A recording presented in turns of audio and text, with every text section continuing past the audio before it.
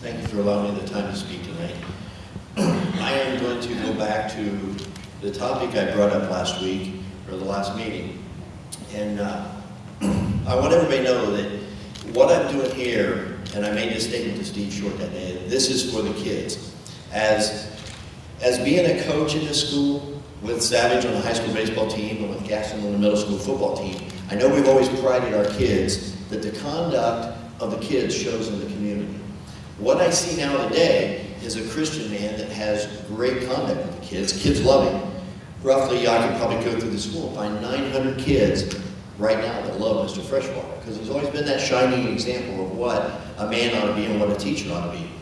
So now we're at this dilemma today, where last week I passed out the number of books that are in our schools in the high school and the middle school, and I have found out there is even some in the elementary schools. And these books are not fit for kids. So Mr. Hughes, as being an Alderman law tutor there of East Vine, whatever school it is probably back when you were in school, these types of books were not in our schools. So what I'm asking the board tonight is to take that list that I checked, that I give you. And I know, Steve, you said you passed one on to Dr. Wester, or Dr. Weston, was it? We have been circulating these things around town, and people have read some of these, and these things, people are amazed at what's in these books. These things I would not allow a kid on the football team or in the dugout to repeat that are in these books. Everything from pornography to oral sex to anal sex. I have a list here. One of these pages, this one is the Mount Vernon Middle School.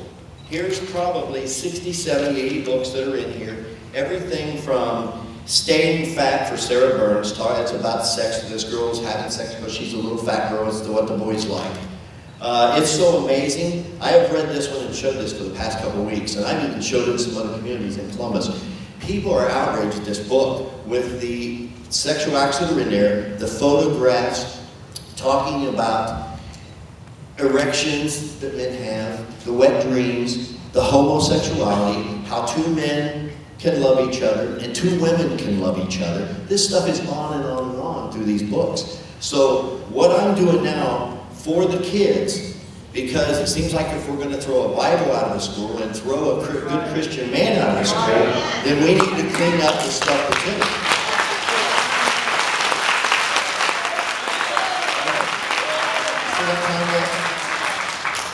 The NEA, at one of their meetings, we got a lot of statistics on this stuff, so afterwards I'm going to have some copies of books outside.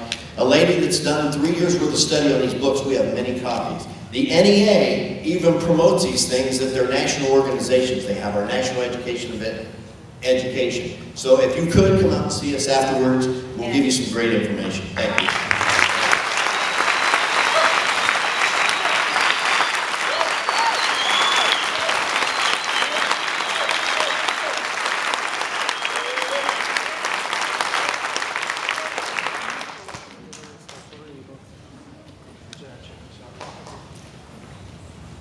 Not to respond directly to that, because that is, as you know, not our policy at this meeting. This is a public participation. You talk to us about your issues. I would note that down on this card table, the table in the front, where Jackie signed up, in case you didn't see it, or anyone else who didn't walk by, there's a stack of copies of the school policy on books, and if somebody doesn't want a book in there, there's a copy of the form that is to be used to get that addressed. The fourth speaker is George Baelish.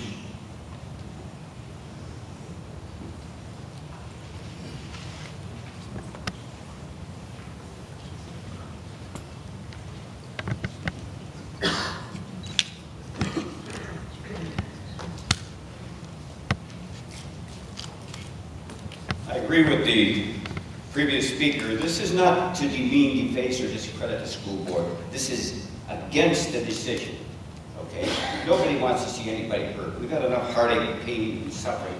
I've seen enough in my life. I don't want to see any more. This relates to the Bible and the religious material. I'd like to see those of you that demand the phrase "one nation under God" removed from the Pledge of Allegiance to stand, sit, lie alone as a soldier in the deserts of Afghanistan or Iraq or the jungles of Africa. or Vietnam, and not to pray that you are protected by a God, not feel that you are there to make a difference in the lives of those who are too weak and unable to defend themselves, and not do as a person representing a great nation, a nation that is one defended and protected under God. This phrase does not discriminate any specific God. There's only one God. Was this very country not founded by those seeking freedom from the oppression of others who tried to control religious beliefs? Those countries, that control those thoughts and behaviors of their own people to such a degree that they were willing to risk the rage and temperament of the seas. They were willing to take the families and face the risk of disease and famine, starvation and or worse, to journey to this land, this country, and have freedom of religion, freedom of choice, freedom of speech. This great nation would not exist if it weren't for those Christians that fought against all odds to come here and make a nation where all could live in honor and peace, united under God. How much blood has been spilled on this very soil we stand on to protect the country from tyranny and oppression of other countries that early on tried to come here and take control of it. To tell another they cannot keep a Bible on the desk, does that mean I, a Christian, cannot wear a cross? A Jew cannot wear the Star of David? What of the churches around the nation? Do they not have crosses on their structures and in their painted glass windows? Do all these things need to be removed and changed to prevent offending others? And if this Bible on the desk should be so offensive, then why are these examples not as offensive? Where does the control of freedom of religion begin? It begins right now with this very case. Religion cannot be only exist in the doorsteps of a church, a synagogue, a funeral home, a cemetery. Otherwise, they are freedoms of religion, which also means we are now taking control of freedom of speech, freedom of expression, and freedom of self. We owe our allegiance to the beloved country that we have, and the fields of white crosses who have defended. God bless every one of them, and God bless our great nation.